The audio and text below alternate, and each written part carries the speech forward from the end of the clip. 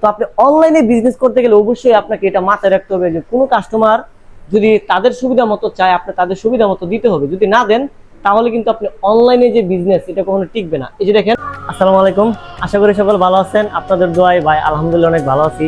তো আজকে যে বিষয় নিয়ে আলোচনা করব সেই বিষয়টি হচ্ছে আমরা যারা অনলাইন উদ্যোক্তা আছি, আমরা নতুন কাজ করব অথবা কাজ করতেছি, তাদেরকে কোন কাজগুলো করতে হবে এবং কোন কাজগুলো না করলে আপনারা অনলাইনে টিকতে পারবেন না। সেই অন্যতম কারণ হচ্ছে, ধরেন আপনার কাছে একজন কাস্টমার 1 মাস আগে একটা জুতো অর্ডার দিয়ে নিছে, মানে সে নিয়ে এটা পরে নাই, এই জুতাটা নিয়ে পরে নাই, সে নিয়ে রাইখা দিছে। রাইখা দেওয়ার পরে তারপর আপনার এখানে আপডেট একটা কালেকশন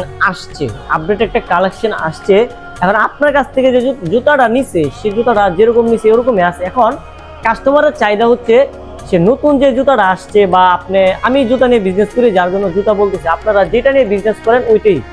ধরেন একটা আপডেট কালেকশন আসছে, আপনি যেটা ওই কাস্টমারের কাছে বিক্রি করছেন ওই প্রোডাক্টটা, ওইটার দাম কম, আর যেটা আপডেট আসছে এটার দামটা একটু বেশি। হ্যাঁ, তো কাস্টমার কি করেছে, দামটা দেখতেছে না, তার কাছে কি এটা ভালো লাগতেছে কি আপনাকে এসে বলতেছে কি যে ভাই আমার এর আগে যে পার্সেলটা আনছি ওইটা তাই না আমি ইউজ করি নাই, তো এখন চাচ্ছি এটা আমি এক্সচেঞ্জ করতে, এটা কি পসিবল আছে, হবে কিনা।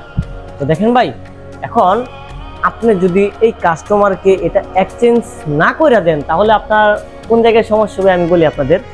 কোন জায়গায় সমস্যা হবে, সে আপনার কাছ থেকে সর্বপ্রথম বিশ্বাস করে একটা প্রোডাক্ট নিচ্ছে অনলাইন, এটা কিন্তু অফলাইন না, অনলাইনের কথা বলতেছি। বিশ্বাস করে নিছে, নেওয়ার পরে মানে তাকে আরো একটু বিশ্বাস তার মনের ভিতরে তৈরি করতে হবে। কি করবেন, ওইটা আপনি এক্সচেঞ্জ করে দিবেন।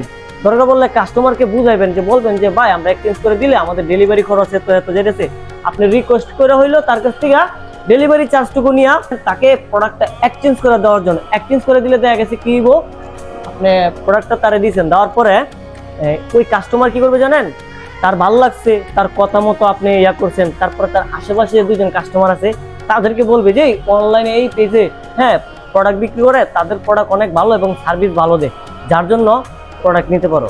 আপনি এইখানে তো লাভ করলেন, কিন্তু আপনি ওই পুরোনো যে প্রোডাক্ট এটা তো আপনি বিক্রি করতে পারলেন ফ্রেশ কন্ডিশন। হ্যাঁ, ওইখানে দেখা যায় কি আর 1-2জন কাস্টমার আসতেছে। তো আপনি অনলাইনে বিজনেস করতে গেলে অবশ্যই আপনাকে এটা মাথায় রাখতে হবে যে কোনো কাস্টমার যদি তাদের সুবিধা মতো চায় আপনি তাদের সুবিধা মতো দিতে হবে, যদি না দেন তাহলে কিন্তু আপনি অনলাইনে যে বিজনেস এটা কখনো টিকবে না। এই যে দেখেন 2টা প্রোডাক্ট, আমার 2 জোড়া জুতা।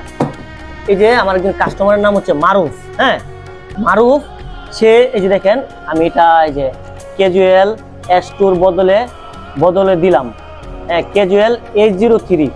এর আগে যে জুতাটা দিছিলাম এটার দাম ছিল আপনার 1590 টাকা, এখন যে জুতাটা দিছি এটার দাম হচ্ছে আপনার 1790 টাকা, মানে 200 টাকা বেশি।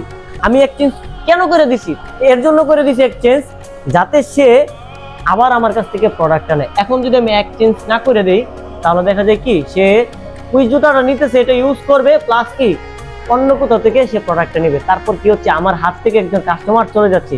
তো অনলাইনে যারা বিজনেস করবেন অবশ্যই এইগুলো আপনাদের মাথায় রাখতে হবে, যারা অনলাইন নতুন উদ্যোক্তা হবেন বা আছেন। হ্যাঁ, কাস্টমারে ফোন দিছে, কোনো রেসপন্স নাই, তাহলে দেখা যায় কাস্টমার নষ্ট হবে। তো এটা ভুলও করা যাবে না, যারা নতুন আছেন এগুলো ভুলও করা যাবে না। তো আশা করি আপনারা বুঝতে পারছেন অনলাইনে বিজনেস করতে হলে এগুলো মাথায় রাখতে হবে।